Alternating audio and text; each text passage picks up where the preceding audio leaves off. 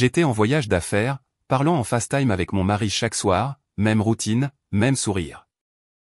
Mais une nuit, alors qu'il s'éloignait de l'écran, j'ai repéré quelque chose de mon côté du lit. Un téléphone rose. Pas le mien. Je n'ai rien dit. J'ai juste souri, terminé l'appel et réservé le prochain vol pour rentrer chez moi. J'étais à l'autre bout du pays, plongé dans des conférences technologiques et des cocktails. Mais chaque soir, quelle que soit l'heure tardive, je parlais en FaceTime avec Chris. C'était notre petit rituel, quelque chose qui me ramenait à la terre dans ce chaos. J'appelais depuis ma chambre d'hôtel, le maquillage à peine essuyé, mes talons jetés de côté, espérant juste entendre sa voix et sentir que la maison n'était pas si loin. Il répondait, généralement torse nu, affalé sur le lit, riant comme s'il n'avait aucun souci au monde. Et je souriais même quand quelque chose en moi commençait à me sembler bizarre. Ce mercredi soir, l'appel commença comme les autres. Nous avons plaisanté, parlé d'un accord que j'avais conclu, puis il a dit qu'il allait à la cuisine chercher des snacks. Il a incliné le téléphone vers le bas en se levant. Et c'est là que je l'ai vu. Un téléphone rose posé juste là, de mon côté du lit. Pas n'importe quel téléphone, un avec une coque scintillante. Un qui n'était pas le mien. Soudain, le rire dans sa voix semblait quelque chose de tranchant, pas de doux. Je n'ai rien dit, pas une seule question. J'ai juste continué à sourire pendant l'appel comme si tout allait bien. Ma voix ne tremblait pas. Mes mains ne bougeaient pas. Mais mon cœur, il battait la chamade. Dès que nous avons raccroché, j'ai sorti mon ordinateur portable, réservé un vol de retour pour le lendemain matin, et j'ai envoyé un message à Chris disant que la conférence avait été prolongée. Il ne s'attendrait jamais à mon retour si tôt. Et c'est exactement comme cela que je le voulais. Cette nuit-là, j'ai à peine dormi. Je n'arrêtais pas d'imaginer ce téléphone, à quel point il était posé là avec désinvolture, comme s'il avait le droit d'exister dans mon espace, dans notre espace. J'ai rejoué l'appel encore et encore dans ma tête, disséquant chaque regard, chaque pause, chaque sourire trop facile. Et sous tout cela, un calme étrange a commencé à monter. Pas de rage, pas de panique, quelque chose de plus froid, quelque chose de stable, comme la partie de moi qui aurait autrefois supplié des réponses avait finalement fait ses propres valises et quitté l'immeuble. Au matin, j'étais dans un avion pour rentrer chez moi, siège du milieu, lunettes de soleil, et aucune notification ne parvenait à Chris. Je ne voulais pas de questions. Je voulais de la clarté. Je voulais le voir de mes propres yeux. Me tenir dans ma propre maison et reprendre le contrôle d'une histoire que quelqu'un d'autre pensait pouvoir écrire sans moi.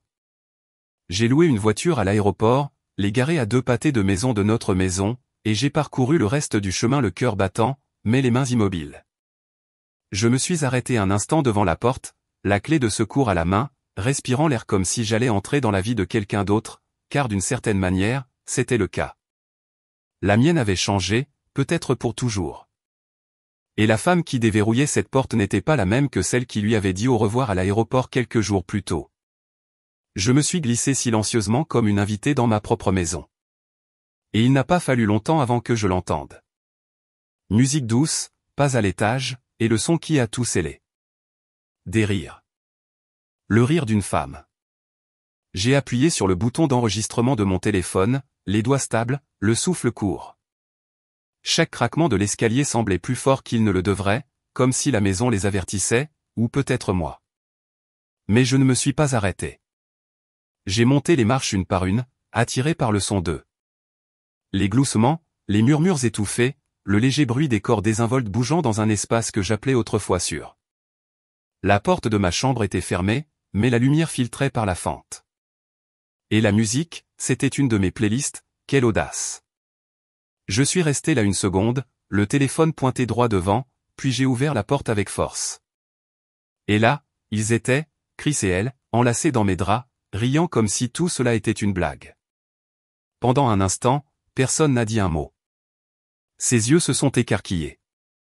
Il s'est figé en plein sourire comme un enfant pris en flagrant délit d'un mensonge trop gros pour être admis. Et moi? J'ai souri, mais pas le genre de sourire auquel ils étaient habitués. Non, celui-ci était plus discret, mesuré. Le genre de sourire qui précède la tempête. Pas fort mais indubitable. Et alors qu'il se hâtait de tirer les couvertures pour trouver quelque chose d'intelligent à dire, ils n'ont pas réalisé l'histoire qu'ils pensaient écrire. J'avais juste repris le stylo. Au moment où mon sourire a atteint la pièce, l'atmosphère a changé. Ce n'était pas de la rage qui remplissait l'espace. C'était de l'inconfort. Leur inconfort. Je suis resté immobile dans l'embrasure de la porte, tandis que la femme, à peine couverte, haletait et serrait les draps. Chris balbutia quelque chose d'inutile, une explication à moitié cuite qu'il ne croyait même pas lui-même. Mais je n'étais pas là pour des excuses. J'étais là pour de la clarté. Pour cet instant précis, capturé en HD intégrale où tout le faux s'était écaillé. Je suis entré dans la pièce comme si elle m'appartenait, car c'était le cas. Mes talons tapaient sur le parquet comme des marques de ponctuation. Et je les regardais, vraiment regardais. Blonde, mascara barbouillé, le genre de femme qui pensait probablement être complice d'un secret. Pauvre chose. Elle n'avait aucune idée qu'elle n'était qu'un chapitre dans le déclin de quelqu'un d'autre. J'ai incliné la tête, la voix calme, et je lui ai demandé, « Vous profitez du lit que j'ai acheté ?» Sa bouche s'est ouverte, mais rien n'en est sorti. Pas que cela importe. Puis je me suis tourné vers lui. Chris, toujours assis là comme un cerf pris dans les phares, incapable de croiser mon regard. Tu as toujours dit que j'étais celle qui faisait du drame, ai-je dit, la voix douce, presque amusée. Tu n'as encore rien vu de dramatique. Et c'est à ce moment-là que j'ai brandi mon téléphone. Celui qui enregistrait encore, capturant chaque battement de cette performance. Souris, lui ai-je dit. Tes parents ont toujours dit que tu étais leur fils parfait. Ils vont adorer ça. Il a tressailli comme si je l'avais giflé, mais je n'ai même pas haussé la voix. C'était la beauté de la chose. Je n'en avais pas besoin. Le silence, lorsqu'il est manié correctement, coupe plus profondément que n'importe quel cri. La maîtresse, appelons-la ce qu'elle était, s'est précipitée pour rassembler ses affaires. Je l'ai regardé tâtonner pour trouver son soutien-gorge comme si cela pouvait sauver sa dignité. Alors, je l'ai aidé. J'ai ramassé son sac à main, celui, criard et hors de prix, posé sur ma coiffeuse, et je l'ai jeté à ses pieds. Habille-toi, ai-je dit. Avant que j'envoie cette vidéo à ton mari, aussi. Je connais déjà ton nom. Et c'est là que la panique s'est installée. La vraie panique. Celle qui rend les gens maladroits et leur fait oublier comment fonctionnent les fermetures éclairs. Chris a essayé de dire quelque chose. Je pense qu'il a même tendu la main vers moi. Mais j'ai reculé, une main toujours stable sur le téléphone. Il avait l'air ridicule, à moitié nu, honteux, et soudain conscient de tout ce qu'il était sur le point de perdre. Mais pas une seule fois je n'ai tremblé. Pas une seule fois je n'ai reculé. Ce calme que j'avais apporté dans la maison. Ils n'étaient pas partis. Ils se sont habillés en silence, leurs yeux évitant les miens comme si cela effaçait ce qui venait de se passer. Je ne les ai pas pressés. Je voulais chaque seconde de leur honte documentée. Et ils le savaient. Chaque regard vers mon téléphone était un rappel que ce moment n'était plus seulement le leur à cacher. Je tenais l'histoire maintenant, et je savais exactement qui devait la voir ensuite. Quand ils sont finalement partis, elle évitant mon regard, lui marmonnant un pathétique « Je suis désolé » en sortant, je suis resté là dans le silence de ma chambre, notre chambre, sauf qu'elle ressemblait maintenant à une scène qui venait d'accueillir la dernière scène d'une pièce à laquelle je n'avais jamais accepté de participer. J'ai fermé la porte doucement, me suis dirigé vers le bord du lit, et j'ai arrêté l'enregistrement. Mes mains ne tremblaient pas. Je ne pleurais pas. Il y avait juste ce calme étrange et installé dans ma poitrine, comme si une tempête était passée, mais m'avait laissé debout. J'ai pris une profonde inspiration et je me suis assise à mon bureau, le même où j'écrivais autrefois des cartes d'anniversaire pour ses parents, où j'avais planifié notre dernier dîner d'anniversaire. J'ai ouvert la vidéo sur mon téléphone, les coupé juste assez pour garder les meilleures parties. Pas de cris, pas de chaos, juste la vérité. Froide, indéniable, livrée avec soin. Puis j'ai ouvert mes messages, trouvé le contact de ses parents, et joint le clip. Je n'ai pas ajouté de drame, juste une simple note. Je pensais que vous voudriez savoir ce que votre fils faisait pendant que je représentais le nom de notre famille. Et puis, d'une seule tape silencieuse, j'ai appuyé sur envoyer. Au moment où le message a été envoyé, j'ai posé le téléphone comme s'il ne pesait rien. Mais je savais qu'il portait la force de 1000 conversations que je n'aurais jamais à répéter. Je n'ai pas attendu de réponse. Ce n'était pas le but. Je ne l'avais pas fait pour le drame. Je l'avais fait pour la clarté, pour la fermeture, pour cette satisfaction silencieuse de la vérité livrée avec précision. Que ses parents voient la version de leur fils parfait que je portais en silence depuis bien trop longtemps. Je me suis levé et j'ai regardé autour de la pièce. Tout semblait familier et étranger à la fois. Le parfum de son parfum flottait encore dans l'air, un rappel doux et écrasant de trahison. J'ai ouvert une fenêtre, laissé le vent l'emporter. Il n'y avait pas de place pour elle ici. Plus maintenant. Pas dans cette maison, pas dans ma vie. J'ai retiré la literie, mis les draps dans un sac poubelle, et je les ai jetés à la poubelle comme les ordures d'hier, ce qu'ils étaient d'ailleurs. Et juste au moment où je pensais que la nuit avait offert tout ce qu'elle pouvait, mon téléphone a vibré. Sa mère, pas un texte, un appel. Je n'ai pas répondu, mais je l'ai regardé sonner 2 fois avant qu'il ne s'arrête. Puis est arrivé le message. Je suis tellement désolé, Amanda. Nous n'en avions aucune idée. Nous avons honte de lui. Nous allons lui parler directement. Voilà. Une validation que je n'avais pas demandée, mais que j'appréciais étrangement. J'ai laissé le téléphone redevenir silencieux, et pour la première fois depuis des jours, je me suis permis de respirer un peu plus profondément. Le lendemain matin, j'ai changé les serrures. Pas par méchanceté, par nécessité. Je ne voulais pas qu'il rentre en faisant semblant de pleurer, en faisant semblant de réparer ce qu'il avait si négligemment brisé. Le serrurier n'a pas posé de questions. Il est entré et sorti en moins de 30 minutes. Et quand il est parti, je me suis tenu dans mon propre hall d'entrée, seul, tenant un jeu de clés qui ressemblait soudain à de la liberté. C'était une libération tranquille, celle qui ne s'annonce pas, mais qui persiste dans la poitrine comme une promesse. Chris a appelé 6 fois. Puis sont arrivés les messages. J'ai fait une erreur. Parlons. Tu n'avais pas à impliquer mes parents. Ce dernier m'a fait rire. Pas amèrement, juste avec une incrédulité calme. Comme si tout cela était encore une question d'image. Comme si son inconfort comptait plus que ma trahison. Je n'ai pas répondu. Je n'en avais pas besoin. Chaque mot qu'il envoyait n'était qu'un autre rappel qu'il ne comprenait toujours pas et ne comprendrait probablement jamais. Vers midi, il était à la porte. Je l'ai regardé depuis la fenêtre de l'étage, faire les 100 pas, frapper, tenant quelque chose à la main comme si cela pouvait racheter ce qu'il avait perdu. C'était peut-être des fleurs. Peut-être rien. Quoi qu'il en soit, je m'en fichais. Je n'ai pas bougé. Je l'ai laissé frapper jusqu'à ce que le silence me réponde. Finalement, il est parti. C'était ça, Chris. Il n'était persistant que lorsqu'on le regardait. Plus tard dans la soirée, je me suis retrouvé à parcourir de vieilles photos, celles qui avaient autrefois eu du sens. Des voyages à la plage, des Noëls matinaux, des selfies flous dans la cuisine à minuit. Elles ressemblaient toutes à des artefacts d'une vie dans laquelle j'avais trop grandi. Non pas que les souvenirs n'étaient pas réels, mais parce que je les voyais enfin à travers un objectif différent. Tant de sourires, tant de presque. Et derrière la plupart d'entre eux, moi essayant de le faire semblant. Cette nuit-là, j'ai allumé une bougie dans le salon.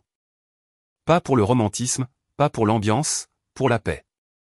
Je me suis enveloppé dans mon peignoir préféré, me suis versé un verre de vin, et me suis assise dans le silence. Pas de voix, pas de mensonge, juste le doux crépitement de la mèche et la connaissance que pour la première fois depuis longtemps, tout autour de moi m'appartenait à nouveau. Intouché, non partagé. Et quand mon téléphone a vibré à nouveau, je ne l'ai même pas vérifié. Je l'ai juste laissé sonner. Quoi que ce soit, ça pouvait attendre parce que quelque chose en moi avait changé. La femme qui avait l'habitude de chercher la clôture, elle n'était plus là. La femme assise dans cette lumière de bougie avait trouvé quelque chose de mieux. Sa voix, son courage, et sa ligne dans le sable. Et demain serait pour recommencer. Les jours qui ont suivi n'ont pas été bruyants. Ils ont été étrangement silencieux. Pas de disputes, pas d'excuses interminables, juste du silence. Le genre qui vous enveloppe comme un brouillard. Mais au lieu de me noyer, cela rendait tout plus clair. Les parents de Chris ont rappelé, cette fois son père.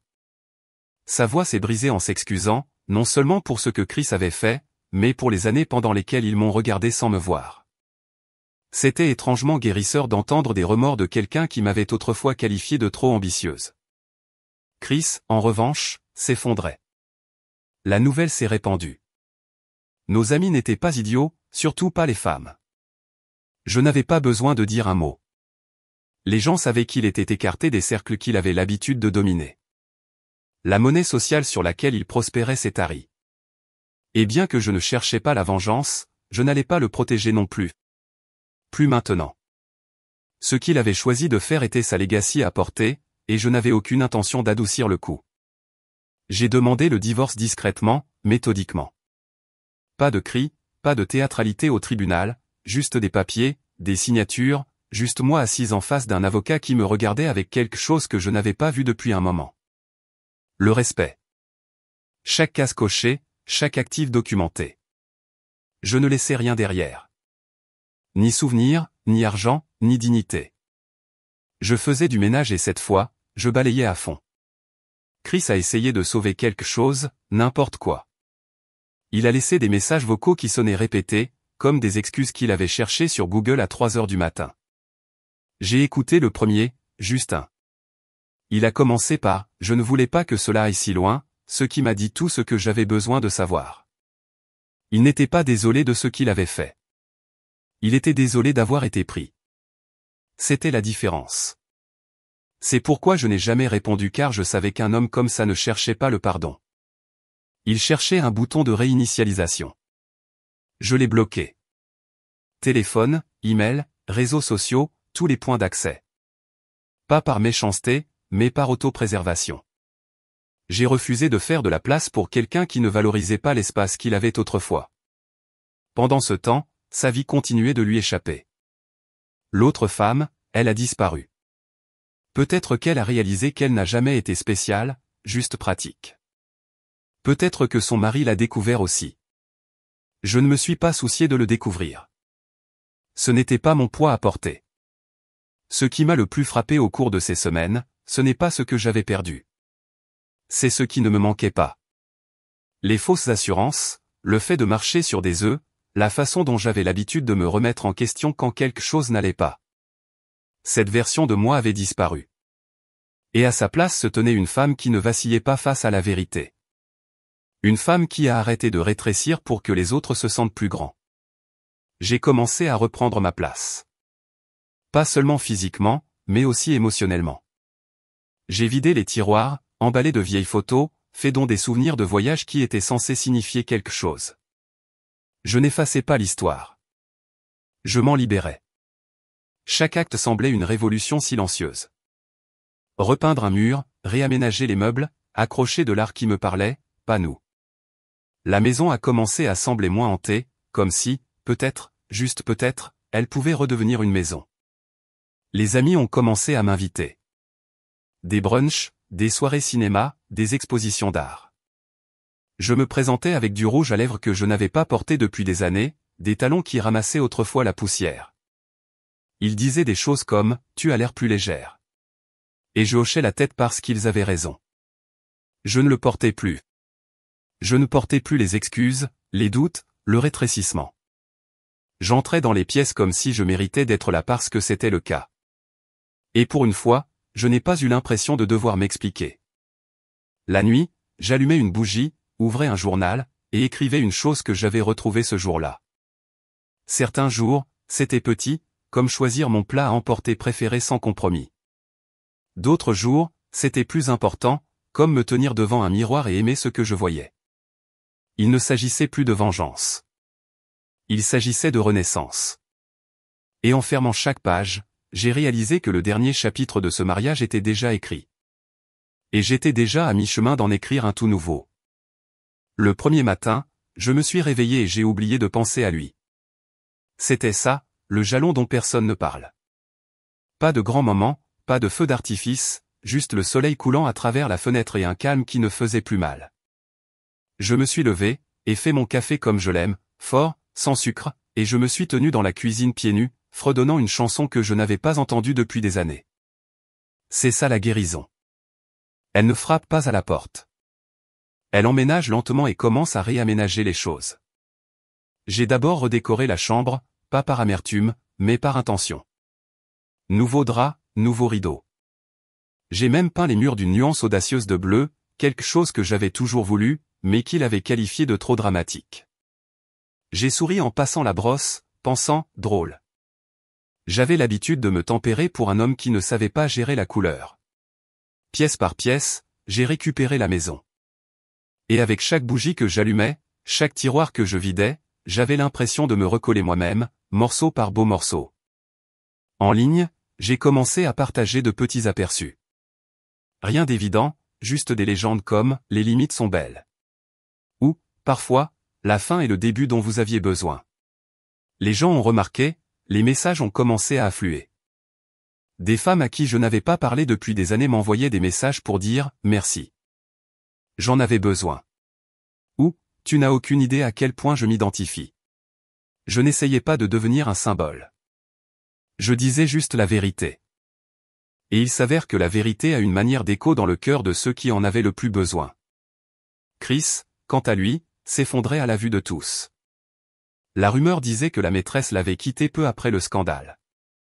Apparemment, la trahison n'est pas une base si solide. Sa famille s'est également éloignée, surtout après la vidéo. Je n'ai jamais fait de suivi, jamais vérifié ses profils, mais des amis mentionnaient des choses ici et là. Il avait l'air plus mince, plus silencieux, comme quelqu'un qui avait enfin réalisé le coup de décision peu coûteuse. Mais je ne célébrais pas sa chute. Ce n'était pas le but. Son effondrement n'était pas ma victoire. C'était ma victoire. J'ai recommencé à dire oui aux choses. Oui aux nouveaux amis. Oui au voyage. Oui aux longues promenades sans destination. Je me suis même inscrite à un cours de peinture.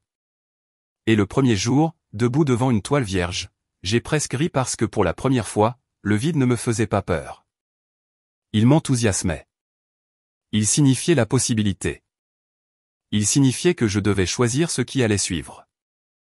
Et cette liberté, elle est enivrante. Puis est venu le voyage.